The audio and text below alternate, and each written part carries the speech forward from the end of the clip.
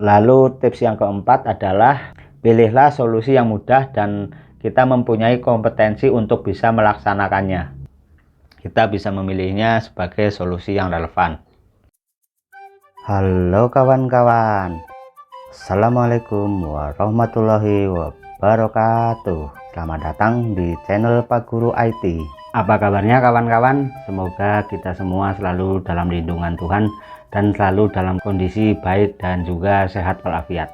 Pada video kali ini saya akan memberikan tips untuk pengisian LK 2.2, yaitu menentukan solusi yang relevan. Di video sebelumnya sudah saya buatkan bagaimana cara kita mengisi LK 2.2 dan juga sudah saya tampilkan juga contoh isian LK 2.2 ini. Dan kali ini akan saya berikan tips untuk menentukan solusi yang tepat sehingga di kegiatan PPG selanjutnya kita tidak mengalami kesulitan yang berarti. Sebelum melanjutkan video, khususnya bagi kawan-kawan yang sedang melaksanakan PPG 2022, jangan lupa untuk subscribe dan nyalakan tombol loncengnya agar mendapatkan notifikasi video terbaru dari saya. Karena selama proses PPG ini akan saya buatkan tutorial, tips, dan cara mengerjakan tugas sampai kegiatan PPG berakhir.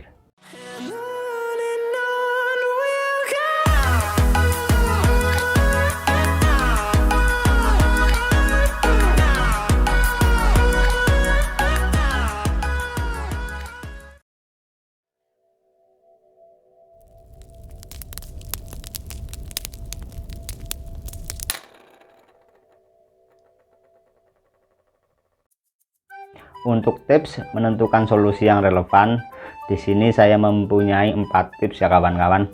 Yang pertama adalah pilihlah solusi dari alternatif eksplorasi solusi yang sesuai dengan panduan penyusunan RPP. Nanti akan saya tampilkan panduan penyusunan RPP PPG 2022 itu seperti apa. Untuk tip yang kedua adalah pilihlah solusi dari alternatif eksplorasi solusi yang bisa diterapkan dengan pembelajaran. Karena mungkin tidak semua alternatif solusi bisa kita praktekkan dalam pembelajaran, jadi kita harus jeli dalam memilihnya. Nanti akan saya tampilkan juga kasus per kasus dari tips ini. Tips yang ketiga adalah pilihlah solusi dari alternatif solusi yang bisa dilakukan pembelajaran dalam waktu yang singkat, karena nanti ketika PPL itu praktek pembelajarannya itu 1 kali dalam sehari. Jadi misalnya alternatif solusinya itu membutuhkan pembelajaran yang lama atau berhari-hari, sebaiknya kita tidak memilih alternatif solusi tersebut. Lalu tips yang keempat adalah pilihlah solusi yang mudah dan kita mempunyai kompetensi untuk bisa melaksanakannya. Jadi dari pilihan alternatif solusi, pilihlah yang menurut kita paling mudah dan kita mampu untuk melaksanakannya. Karena kalau kita memilih yang bagus tapi kita kesulitan dalam melaksanakan pembelajarannya, nanti kita juga akan kerepotan di waktu PPL. Ini saya tampilkan dulu untuk pedoman pembuatan RPP. Jadi yang pertama adalah RPP-nya harus menggunakan model pembelajaran PBL dan PJBL. Jadi kalau ada alternatif solusi yang di luar model pembelajaran tersebut, sebaiknya kita tidak memilihnya. Lalu pedoman yang lainnya adalah media pembelajarannya harus menekankan pada pemanfaatan media berbasis AI, AR, dan VR. Kalau teman-teman ingin mengetahui media pembelajaran berbasis AI, AR, dan VR, nanti teman-teman bisa lihat video saya di link deskripsi video ini. Kita lanjutkan, ini untuk tabel LK 2.2, yaitu menentukan solusi. Untuk kolom eksplorasi alternatif solusi, di sini kita bisa mengisikan dengan cara copy paste dari LK 2.1 dengan nama kolom yang sama, yaitu eksplorasi alternatif solusi. Lalu untuk kolom solusi yang relevan, nah disinilah kita harus memilih satu solusi dari kolom eksplorasi alternatif solusi. Lalu untuk kolom yang keempat adalah analisis penentuan solusi. Di sini kita bisa mengisikan alasan kita memilih solusi tersebut. Lalu kolom terakhir adalah analisis alternatif solusi. Di sini kita bisa mengisikan atau bisa mengambil dari LK 2.1 dengan nama kolom yang sama, yaitu analisis alternatif solusi. Selanjutnya kita langsung saja menampilkan contoh kasus untuk eksplorasi alternatif solusinya. Jadi misalnya kita mempunyai alternatif solusi yang pertama adalah menggunakan model PPL, lalu yang kedua adalah menggunakan model PJBL, lalu yang ketiga adalah menggunakan model discovery learning.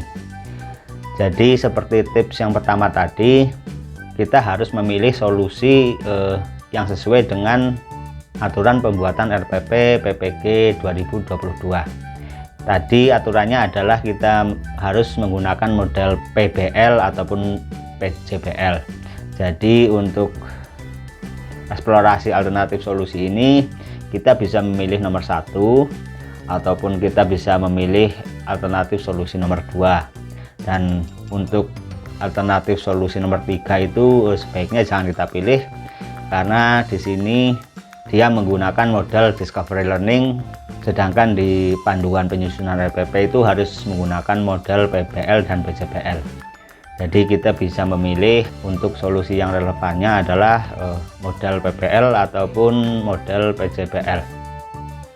Kita lanjutkan untuk kasus nomor 2. Misalkan untuk alternatif solusi kita mempunyai alternatif pertama adalah menggunakan media pembelajaran dan alat peraga Globe. Lalu yang kedua adalah kita menggunakan media pembelajaran berbasis TIK dengan teknologi VR atau virtual reality. Jadi untuk alternatif solusi yang kedua ini seperti tadi, bahwa untuk juknis penyusunan RPP itu kita ditekankan untuk menggunakan media VR ataupun AR ataupun AI. Jadi sebaiknya kita jangan memilih untuk alternatif solusi pertama, yaitu menggunakan Globe. Sebaiknya kita memilih untuk menggunakan alternatif solusi yang kedua, yaitu menggunakan media pembelajaran berbasis TIK. Jadi untuk solusi yang relevan pada permasalahan ini, kita bisa memilih untuk penggunaan media pembelajaran berbasis TIK dengan teknologi VR. Lalu kita lihat contoh kasus ketiga. Misalkan kita mempunyai eksplorasi alternatif solusi, yang pertama adalah membuat pojok baca, yang kedua adalah kegiatan membaca 15 menit sebelum pembelajaran, lalu alternatif ketiga adalah merancang pembelajaran berbasis literasi. Jadi misalkan ini dalam kasus kemampuan literasi rendah. Untuk alternatif solusi ini kita analisis satu persatu ya kawan-kawan. Jadi untuk membuat pojok baca ini seperti tips tadi, bahwa untuk solusi yang relevan kita harus memilih solusi yang bisa kita praktekkan dalam pembelajaran. Jadi untuk membuat pojok baca ini sebaiknya jangan kita pilih, karena kita tidak bisa memasukkan membuat pojok baca dalam proses pembelajaran. Lalu untuk alternatif kedua, yaitu kegiatan membaca 15 menit sebelum pembelajaran, juga sebaiknya kita tidak memilihnya, karena kegiatan ini di luar dari proses pembelajaran, sehingga nanti kita tidak bisa membuat RPP-nya. Lalu untuk alternatif solusi yang ketiga itu merancang pembelajaran berbasis literasi, kita bisa memilih alternatif solusi ini sebagai solusi yang relevan, karena untuk solusi ini bisa kita terapkan dalam pembelajaran. Jadi nanti kita bisa membuat RPP berbasis literasi atau yang meningkatkan kemampuan literasi siswa. Kita bisa memilihnya sebagai solusi yang relevan. Lalu kita lihat contoh lainnya lagi. Misalnya ada alternatif solusi yang pertama adalah melaksanakan proyek menanam dan mengamati pertumbuhan kecambah. Lalu solusi yang kedua adalah melaksanakan proyek membuat model sederhana pertumbuhan kecambah. Untuk alternatif solusi yang pertama ini sebaiknya kita jangan memilihnya, karena kita membutuhkan waktu dalam membuat proyek ini lebih dari 1 hari. Karena kalau kita mengamati pertumbuhan kecambah, tidak bisa kita mengamati dalam 1 hari. Sedangkan nanti untuk praktik pembelajaran kita diberi batas waktu 1 kali pertemuan. Jadi untuk alternatif solusi permasalahan ini sebaiknya kita bisa memilih untuk solusi yang kedua, yaitu melaksanakan proyek membuat model sederhana pertumbuhan kecambah. Jadi nanti kita bisa membuat model pertumbuhan kecambah untuk proyeknya. Jadi bukan mengamati dan menanam kecambah yang asli. Jadi untuk kasus ini kita bisa memilih untuk solusi yang kedua ini sebagai solusi yang relevan, yaitu melaksanakan proyek membuat model sederhana pertumbuhan kecambah. Lalu kita coba untuk kasus yang terakhir. Misalkan ada alternatif solusi yang pertama adalah menggunakan media pembelajaran video, lalu yang kedua adalah menggunakan media pembelajaran VR atau virtual reality, lalu yang ketiga adalah menggunakan media pembelajaran PowerPoint berbasis AI. Jadi untuk kasus ini misalkan kita tidak bisa ataupun kita belum bisa untuk membuat media pembelajaran video, sebaiknya kita jangan memilih media pembelajaran video ini. Dan juga apabila kita tidak bisa membuat media pembelajaran berbasis VR, juga sebaiknya kita tidak memilih alternatif solusi yang kedua ini. Dan kita bisa memilih untuk alternatif solusi yang ketiga, yaitu menggunakan media pembelajaran PowerPoint berbasis AI. Untuk cara membuat media pembelajaran PowerPoint berbasis AI ini nanti link videonya juga akan saya lampirkan di deskripsi video ini.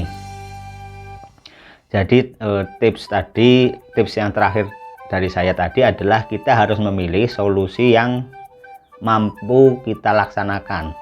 Jadi kalau kita belum bisa membuat video pembelajaran atau media pembelajaran berbasis VR, maka kita jangan memilihnya. Kita pilihlah solusi dari alternatif solusi yang paling kita bisa ataupun yang mampu kita laksanakan dalam pembelajaran.